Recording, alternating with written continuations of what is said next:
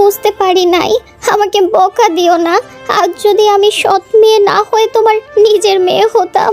বজ্জাত মেয়ে, বেরো আমার চোখের সামনে থেকে, আমি তোর মুখ দেখতে চাই না। মা, এমন করো না, বেরো। আমি কোথায় চলে যাচ্ছি? মা আমাকে বের করে দিল শেষ পর্যন্ত। আমি কোথায় এলাম? আরে, এত মিষ্টি একটা মেয়ে আমার কোলে এলো। আজ থেকে তুই আমার কাছেই থাকবি, আমার মেয়ে হয়ে।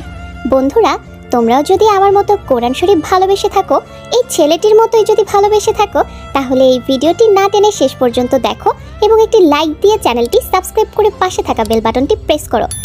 এই নে মা, তুই খা, তোর যেটা যেটা ভালো লাগে তুই খা, যেভাবে খুশি খা।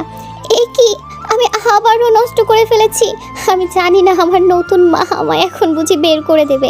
কি হয়েছে মা, কান্না করছিস কেন তুই? কি হলো? ওরে আমার সোনা, এই হলো অবস্থা? এটা কোনো ব্যাপার না, তুই তো এখনো খুব ছোট। আমি নিজেই এগুলো সব পরিষ্কার করে নেব। বোকা মেয়ে কোথাকার, এজন্য আবার কেউ কান্না করে নাকি?